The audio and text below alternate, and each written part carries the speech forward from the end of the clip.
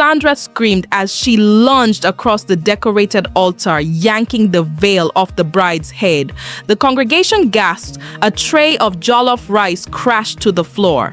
"You think you can steal my man and get away with it?" Sandra shouted, her eyes blazing. Celine, now exposed in a white gown, slapped Sandra across the face. "You're mad. He chose me." Before anyone could react, Ivy stormed in through the back of the hall, dragging a child with her. "Enough!" Ivy's voice cut through the noise like a knife. "Before you marry this man, you all need to know who he really is." If that scene shook you, just wait. It gets even crazier. Before we dive deeper into this emotional roller coaster, don't forget to like, subscribe, and hit that notification bell so you never miss a single twist in our stories. Now, let's go back to where it all began. Alakaztra Fairy Folktales. Sandra Blake had it all: beauty, confidence, and a booming fashion business in Lagos. At 29, she wasn't the kind of woman you just toyed with, which was why when she met Nathaniel, Nate, at a tech conference in Abuja, she was immediately drawn in by his charm, his ambition, and the way he looked at her like she was the only woman in the room. 6 months later, he moved into her apartment. "You're the woman I prayed for," he whispered as they watched the sunset from her balcony. "I'll never hurt you." And for a while, he didn't. But then came the rumors. "Are you the only one dating him?" her friend Monica asked one evening, holding up a blog post.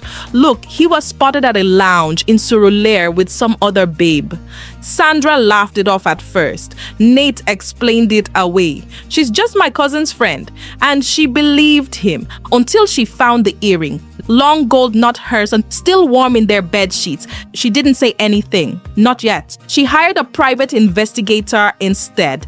Celine Harper was not the type of woman to fight for a man. She believed in luxury, elegance, and always being the prize. As a marketing executive in Victoria Island, she had a reputation for turning heads and closing deals. So when Nate walked into her life during a business pitch, she smiled. Tall, dark, gentle voice. He ticked all the boxes. "I don't do drama," she warned him on their second date. He grinned. "Neither do I." 6 months later, she was picking out wedding dresses. Nate told her he'd never been married, never even lived with a woman. She believed him until Sandra showed up at her bridal fitting. "I hope he bought you the same dress too," Sandra said coldly, holding up a photo of herself and Nate cuddled up in bed. Celine blinked, lips parting. "Who are you?" "The woman he was living with before you." The shop went silent. The assistant froze, holding a veil mid-air. But Sandra didn't stop there. She dug up receipts, photos, messages. She wasn't going to be made a fool of. That same night, Celine confronted Nate. "Tell me she's lying." He looked into her eyes and said, "I don't know who she is." Celine slapped him, then forgave him because somehow he made her believe it was all Sandra's fault. Meanwhile, Sandra was losing her mind, and she wasn't the only one. Ivy Daniels worked as a nurse in Yaba, quiet, soft-spoken, and far from the world of glitter and glam. But 3 years ago, she had fallen in love. A man named Nathaniel had walked into the clinic with a sprained wrist and walked out with her heart. They had a child together, Ethan Jr., a sweet little boy with his father's dimples. But Nate never introduced her to his friends, never took her to family events. "They're traditional," he said. "They won't accept a child born out of wedlock." So Ivy waited and waited until she saw the wedding invitation, Nathaniel and Celine, printed in gold. She nearly fainted. At first, she thought it was a mistake until she saw the engagement pictures on Instagram. His smile, his suit, the same one he wore on her son's birthday. She called. He didn't answer. She texted. He replied, "Please don't ruin this for me." That was when Ivy broke. And on the wedding day, she arrived with Ethan Jr. The crowd was silent now, all eyes on the little boy clinging to Ivy's leg. Celine stood frozen at the altar, still in her gown. Sandra, makeup smudged, was breathing heavily. Nate stood in the middle, sweating. "This is Ethan Jr., Ivy said, her voice steady. "He's your son." Gasps filled the church. Celine dropped her bouquet. "He said he was single," Ivy continued. "He said to us. He said he loved me, that he would marry me. He bought my father drinks." Sandra scoffed. "He told me he was an orphan." Celine looked like she'd seen a ghost. "He told me you were his stalker, Sandra." "You snake," Sandra hissed at Nate. "You lied to all of us." "I can explain," Nate said, raising his hands. "Don't bother," Ivy replied, eyes filled with tears. "You were never man enough to stand by one woman, let alone a child."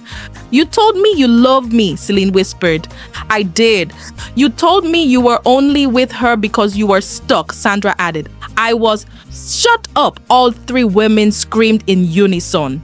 Pastor John, still standing awkwardly at the altar, cleared his throat. "Maybe we should postpone the wedding." A loud slap echoed. This time it was Celine slapping Nate, then Sandra, then Ivy. Nate stumbled back, face red and defeated. Celine turned to the guests. "There will be no wedding." Sandra grabbed the mic. "Ladies, I think we all dodged a bullet today." Ivy looked down at her son, then back up. "We didn't just dodge a bullet, we exposed a bomb." Sandra had launched a new fashion line called Queen of No Man. Sales were booming. Celine started a podcast, Red Flags and Lipstick. It had over 100,000 subscribers in 3 months. Ivy got a promotion at the hospital and began dating again, slowly, carefully. And Ethan Jr., he never asked about his father. As for Nathaniel, he vanished. No social media, no trace. Rumor had it he moved to Ghana. Others said he got married again in Port Harcourt. But the three women didn't care. They'd each learned a lesson. Never compete for a man who isn't worth it. And never ignore your gut, because sometimes the man you think is a king is just a well-dressed clown. If you enjoyed this video, don't forget to like and subscribe for more content like this.